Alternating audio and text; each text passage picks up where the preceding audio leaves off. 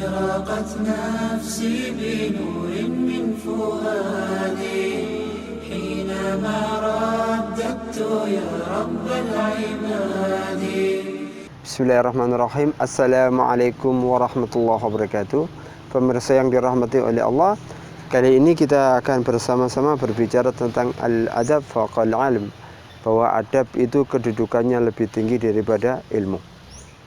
Meskipun ayat yang pertama adalah Iqra bismi rabbikal ladzi khalaq, belajarlah, membacalah, menulislah, adakan penelitian, adakan riset, tapi kedudukan adab itu lebih tinggi, meskipun adab itu nanti dibentuk dari ilmu.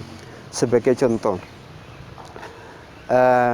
yang namanya ijtihad itu dipengaruhi oleh ilmu, yang namanya ijtihad. Adapun sifat kita atau sikap kita terhadap ijtihad, baik ijtihad pribadi kita, ijtihad kelompok pribadi kita atau kelompok yang lainnya, adalah bagian daripada adab. Dan Allah lebih melihat adab daripada ilmu.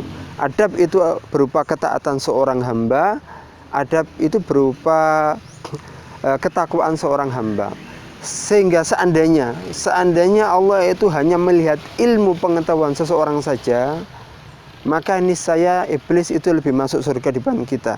Karena iblis, ini ara ma la tarawna inni akhafullah wallahu syadidul iqab. Iblis itu tahu apa yang tidak kita ketahui. Iblis itu tahu proses awal dari penciptaan Adam. Maka iblis itu lebih tahu dibandingkan kita. Iblis lebih takut dibandingkan kita. Apa yang menjadikan kemudian iblis dilaknat oleh Allah? Karena iblis tidak taat kepada Allah. Maka ilmu itu tidak ada apa-apanya kalau tidak dibandingkan dengan tidak ada ketaatan di situ, tidak ada ketakwaan. Kita beranjak ke cerita yang lainnya. Nabi Yunus itu pernah bersalah. Nabi Yunus meninggalkan umatnya, tidak sabar ketika umatnya itu menentang dia, kemudian melarikan diri, naik kapal. Singkat cerita, kemudian beliau diceburkan, gitu. Kemudian beliau dimakan oleh ikan yang sangat besar, yaitu ikan hiu. Kemudian di dalam perut itu perut ikan hiu, beliau mengakui. Ini bedanya bedanya iblis dengan Nabi Yunus, bedanya iblis dengan Nabi Adam. Nabi Yunus mengakui dosanya, mengakui kesalahannya. Maka kemudian la ilaha illa anta subhanaka inni kuntu minadh dhalimin. Maka ada cerita, fasbir li hukmillah wa la takun ka sahibul hud idnata wa huwa makdum la wala an dadaraka ni'matun min rabbi la nubida bil ara'i wa huwa madmum fajtabahu rabbuhu. Nabi Yunus yang bersalah tadi, meninggalkan umatnya tadi, ketika beliau kemudian bertobat, mengakui kesalahannya, Allah kemudian memilih dia. Bukankah dalam cerita Nabi Adam itu kesalahannya luar biasa, gitu. Seandainya kita hidup di surga, kita tuh nggak perlu nanam, nggak perlu bercocok tanam, nggak perlu kemudian kita susah-susah mencari makanan. Tapi karena kemudian kita tinggal di dunia, maka kita harus bercocok tanam, bekerja dulu baru mendapatkan tanaman. Kalau di surga tidak demikian.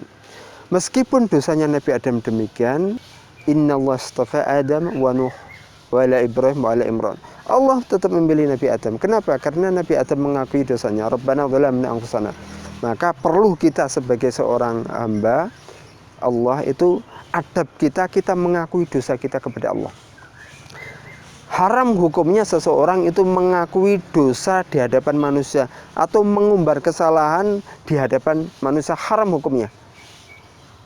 Contohnya, seorang istri dulu menceritakan masa lalunya kepada suami, atau suami menceritakan masa lalunya kepada istri atau kepada anaknya, haram hukumnya mengakui dosa kesalahan itu hanya kepada Allah.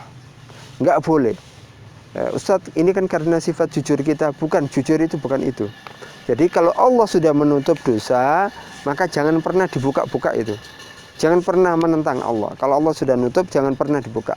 Itu kan pernah cerita, ada pada masa Umar bin Khattab, ada seorang tua bercerita, anak saya akan menikah. Alhamdulillah.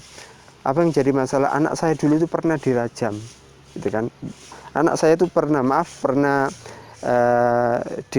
pernah dicambuk karena melakukan perzinahan.